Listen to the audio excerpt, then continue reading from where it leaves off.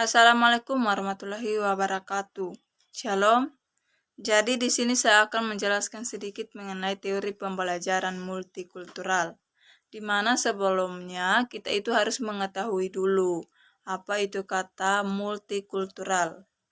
Jadi multikultural itu berasal dari dua kata, yaitu kata multi atau plural, dan kata kultural yaitu tentang budaya. Jadi di sini bercerita tentang paham akan keberagaman orang lain. Paham akan keberagaman budaya orang lain.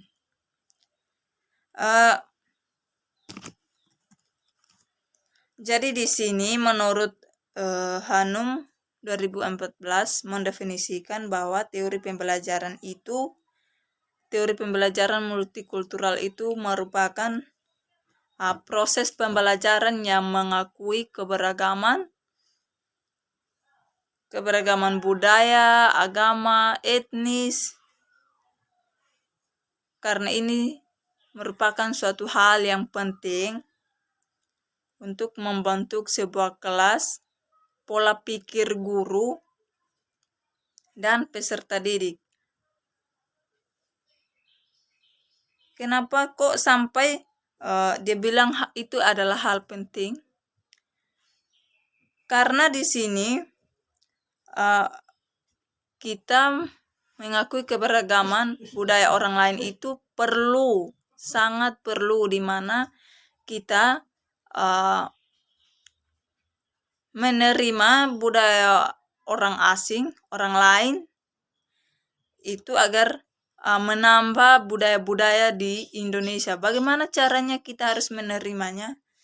Ya, ini kita harus ini menurut Henry Susanto dan Wijayanti mengemukakan bahwa teori pembelajaran multikultural itu dia menekankan lebih kepada kesadaran diri. Kenapa kita perlu harus sadar diri? Kenapa? Karena di sini kesadaran diri itu lebih penting. Di mana di saat kita memiliki kesadaran diri, maka tidak terjadi pertengkaran isu-isu. Kita menerimanya dengan ini karena kita sudah tahu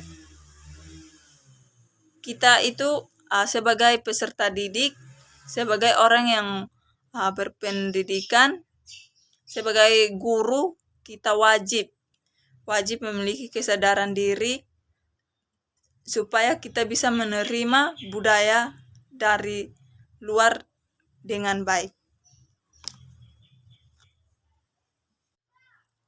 Jadi di sini bercerita tentang teori pembelajaran multikultural itu adalah tindak lanjut. Di sini kita sebagai guru harus memberikan kesadaran diri, harus mengajar, memberikan ini kepada peserta didik agar peserta didik juga harus memberikan ini, melanjutkan ini sebagai pembelajaran multikultural ini harus benar-benar diterapkan karena ini adalah pelajaran yang sangat penting, di mana kebudayaan dari luar itu kita harus menerimanya dengan memiliki kesadaran diri bagaimana cara kita menerima budaya dari luar.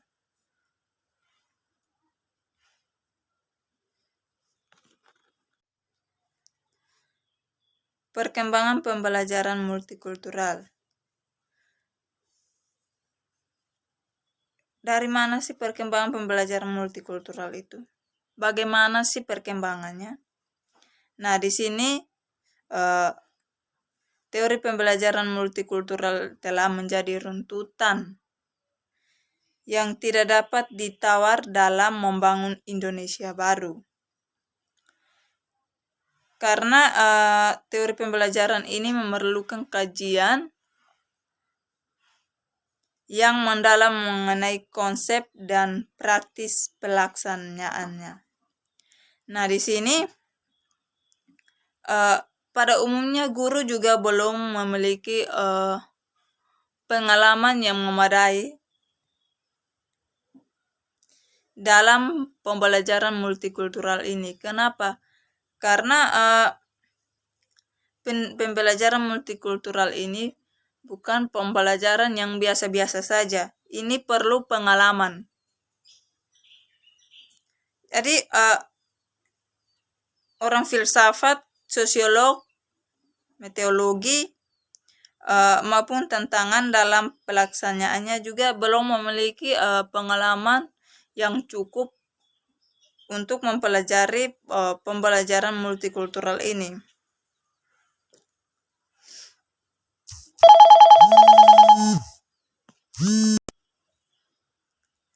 Banyak sekali guru lama yang sudah menerapkan teori pembelajaran multikultural ini, karena teori pembelajaran multikultural ini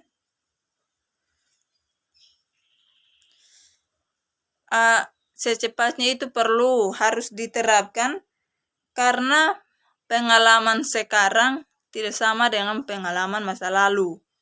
Jadi mengingat hal ini, kita harus cepat-cepatnya menerapkan menerapkan pembelajaran multikultural ini supaya kedepannya itu tidak terjadi lagi tidak terjadi lagi masalah. Jadi di saat budaya lain masuk, kita sudah siap menerimanya dengan baik. Karena banyak sekali, karena sekarang sudah banyak sekali budaya dari luar. Banyak sekali budaya-budaya di Indonesia. Karena kita sering menontonnya di televisi, di internet. Di situ sudah banyak sekali budaya-budaya yang masuk ke Indonesia. Jadi bagaimana caranya agar kita menerima budaya tersebut? Ya, caranya kita harus memiliki kesadaran diri, lebih berhati-hati agar tidak ada kesalahpahaman di antara budaya tersebut. Jadi di sini ada beberapa penerapan pembelajaran multikulturalisme. Karena di dalam pembelajaran multikulturalisme ini harus kita terapkan secara teratur. Jadi di sini yang pertama itu tentang penerapan pendekatan kontribusi di kelas. Jadi sebagai guru itu kita harus mengajak peserta didik untuk mencoba berbagai jenis makanan makanan tradisional ya, atau makanan khas dari luar negeri. Guru juga harus memperkenalkan para pahlawan dari berbagai daerah di Indonesia maupun dari luar negeri. Supaya apa? Supaya kita lebih peserta didik lebih mendalam lagi mengetahui tentang budaya-budaya tersebut, tentang toko-toko, tentang makanan, tentang pakaian yang menyangkut dengan kepunyaannya budaya tersebut. Mengajarkan, mengenalkan berbagai macam bahasa, nama-nama panggilan untuk laki-laki di daerah tersebut dan perempuan, agar mereka bisa tahu, oh jadi kalau mereka ke sana, oh ini begini, panggilannya begini, begitu, pakaiannya begini, makanannya begini. Pokoknya semua kita sebagai guru harus memberikan contoh ini kepada peserta didik agar suatu saat nanti peserta didik juga kalau suatu saat dia pergi ke sana dia tidak sungkan-sungkan lagi atau dia ini lagi, dia harus karena dia sudah belajar jadi dia sudah tahu ini makannya apa gitu, pakaiannya seperti apa. Jadi fungsinya begitu. Yang kedua itu tentang penerapan pembelajaran aditif di kelas. Jadi guru itu harus mengintegrasikan nilai-nilai multikulturalisme itu pada mata pelajaran dan proses pembelajaran di kelas supaya nilai-nilai ini lebih meningkat lagi begitu. Terus mengajak peserta didik bersosialisasi dengan orang yang bersuku lain, bahasa lain, dari negara lain maupun negara Indonesia itu melalui media sosial seperti di televisi, Instagram, Twitter, dan lain-lainnya.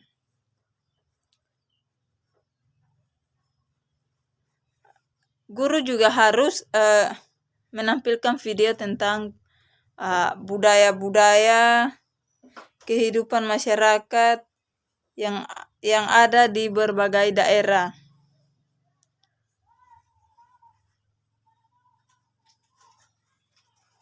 Mengenalkan berbagai buku cerita rakyat di perpustakaan untuk peserta didik membaca dan mengetahui lebih dalam lagi. Yang ketiga itu tentang penerapan pendekatan transformasi di kelas. Ini dimaksudkan agar peserta didik itu dapat melihat konsep, tema, dan permasalahan yang terjadi di budaya tersebut.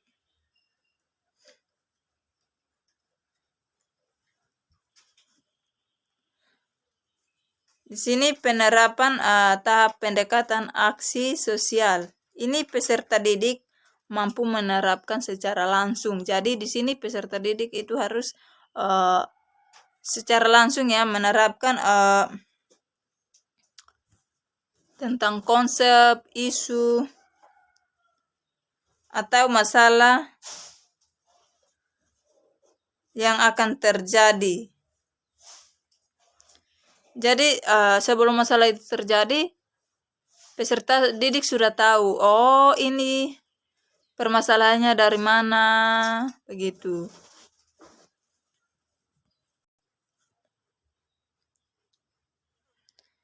Menjadi seorang guru multikultural itu tidak gampang dan tidak mudah. Kenapa? Karena guru multikultural ini harus memiliki kesadaran, memiliki kemampuan, harus bersikap lebih adil. Jadi menjadi seorang guru multikultural ini dalam proses pembelajaran yaitu seorang guru yang harus memberikan contoh sikap yang baik, sikap teladan kepada peserta didik sesuai dengan nilai-nilai multikultural. Jadi nilai-nilai multikultural ini guru itu harus berperan aktif, harus kasih contoh supaya peserta didik itu mengikutinya dengan baik dan tidak salah lagi kalau guru itu memberikan semuanya itu dengan lemah lembut. Jangan kasar-kasar juga karena namanya dalam berbicara tentang budaya. Di saat kita sudah keras sedikit maka peserta didik anggap itu tidak baik.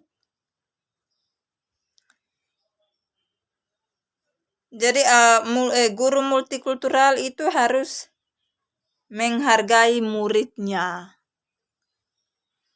bukan hanya murid menghargai guru, tidak, guru juga lebih menghargai muridnya agar satu saling menghargai dan proses pembelajarannya itu berjalan dengan lancar.